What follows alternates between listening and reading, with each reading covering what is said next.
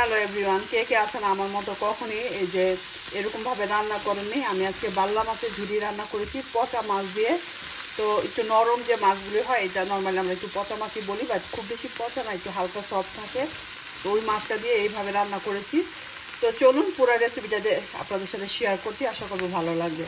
রেসিপিটা ভালো লাগলে ফ্রেন্ড অ্যান্ড ফ্যামিলির সাথে শেয়ার করতে ভুলবেন না। তো চলুন কথা না বাড়িয়ে চলে যাচ্ছি রেসিপিতে।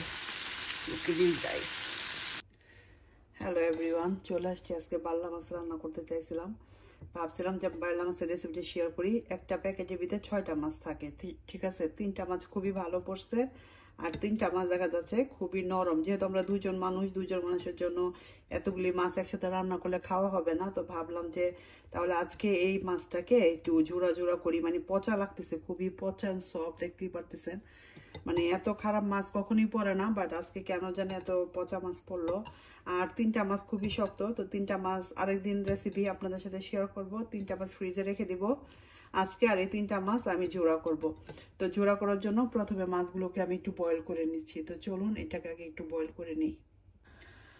সো এখানে আমি 3টা মাছ দিয়ে দিলাম। এখন পরিমাণ মতো অল্প একটু সল দিয়ে দিতেছি, আর মাছটা যাতে সিদ্ধ হয়, একটু ব্যাড স্মেল চলে যায়, তার জন্য আমি একটু টারমারিক পাউডার দিচ্ছি। আর এই রান্নাটা আমি প্রথমবার করতেছি আমার লাইভে, সো ভুল ত্রুটি হতে পারে। সো দেখি কি অবস্থা। অল্প একটু পানি দিলাম, খুব বেশি মাছটাকে কিন্তু বয়েল করতে হবে না। এখন এটাকে আমি চুলাতে বসিয়ে দিই।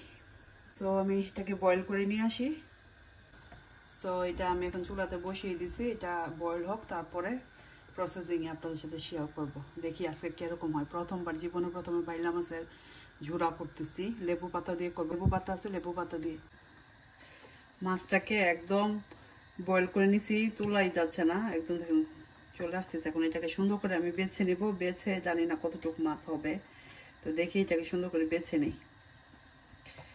অনেক গরম, স্পুন দিয়ে বাছতে হবে, সুন্দর করে বেছে নেই। বড় একটা কাঁটা, অবশ্যই কাঁটাটা এভাবে ফেলে দিলেই হয়ে যাবে।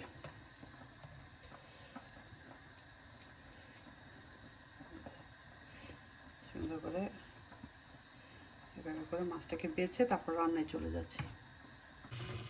ফ্রাই প্যান বসিয়ে দিয়েছি, এখন পরিমাণ মতো তেল দিয়ে দিব, একটু তেল বেশি দিব। দিয়ে এখন পেঁয়াজটা দিয়ে দিব। তেলটা গরম হয়ে আসলে আমি অনিয়নটা দিয়ে দিতেছি। আমি এখানে হাফ লার্জ সাইজের একটা হাফ অনিয়ন নিয়েছি, কারণ মাছটা কিন্তু মানে একদম শুকিয়ে গেছে। হাফ অনিয়ন দিয়ে হালকা ব্রাউন করে এটাকে গোল্ডেন ব্রাউন করে আগে ভেজে নিই। হালকা ব্রাউন করে ভেজে নিয়েছি। এখন আমি এখানে একটু গরম পানি দিয়ে দিব, অল্প একটু। সব মশলা এখন এক এক করে দিয়ে দিব। প্রথমে দিচ্ছি সল্ট ফর টেস্ট, অল্প একটু turmeric powder, chilli powder, coriander powder, cumin powder, সব কিছু আমি 1/4 টিস্পুন করে দিয়েছি। খুবই কম দিয়েছি কারণ মাছটা খুবই কম। ভালো করে মশলাটাকে কষিয়ে নিব, তেলটা বের হয়ে যাবে, তারপর আমি মাছটা অ্যাড করব। মশলাটা ভালোভাবে কষানো হয়ে গিয়েছে, এখন আমি অ্যাড করে দিব আগে যে ভেজে রেখেছিলাম মাছটাকে, মানে বয়েল করে এই যে মাছটাকে একদম কাঁটাগুলি দিয়েছে, মাথাগুলো আমি দিয়ে দিয়েছি। মাথাগুলো আস্ত করে দিচ্ছি, মাছটাকে দিয়ে দিলাম। দিয়ে ভালো করে এখন মশলার সাথে মিক্স করে নিতে হবে। এই রান্নাটা প্রথমবার করতেছি, জানি না কেমন হবে খেতে, বাট বাংলাদেশে আগে দেখতাম আমার চাচিরা এভাবে রান্না করতো। গ্রামে দেখেছি অনেকবারই, পচা মাছ আসলে এরকমভাবে ঝুড়ি ঝুড়ি করে রান্না করতো। আর সাথে লেবু পাতা দিয়ে দিব, আর অল্প একটু পানি দিয়ে মাছটাকে একটু মশলাটার সাথে কষিয়ে দিব।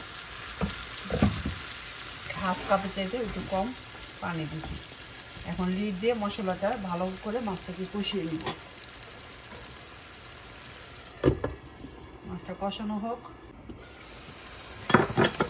মাছটা দিয়ে ভালো করে এখন কষিয়ে নিলাম। এখন একটা লেবু পাতা নিয়ে আসছি গাছ থেকে ছিঁড়ে, এখন বড় সাইজের একটা লেবু পাতা নিয়ে এসছি। আমার গার্ডেনের লেবু গাছ ছিল, এবং ফ্রেশ লেমন পাতাটা আমি টুকরো টুকরো করে দিয়ে দিতেছি ফ্লেভারের জন্য, যাতে যদি পচা হয় মাছটা গন্ধটা যেন দূর হয়ে যায়।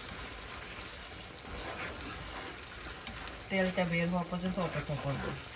আর বাল্লা মাছ কিন্তু অনেক নরম মাছ, ওটা অবশ্যই টেস্ট করে নেবেন। পারফেক্ট। কাঁচামরিচ দিয়ে দিব কিছু। এখন 2টা কাঁচামরিচ দিয়ে দিতেছি। ধনিয়া পাতা দিয়ে নামিয়ে নিব আর 2-3 মিনিট পর। এখন ধনিয়া পাতা দিয়ে নামিয়ে নিব। একদম পানিতে শুকিয়ে এসেছে, তেলটা কিন্তু বের হয়ে গেছে, দেখছেন? মাছটা আসলে কিন্তু পচা ছিল, গন্ধ বেরিয়েছে। জানি না খেতে পারবো কিনা, পরবর্তীতে খাওয়ার পর কিন্তু শেয়ার করবো খাওয়া করছি কিনা। এই মাছটা আমার আম্মা পছন্দ করতে।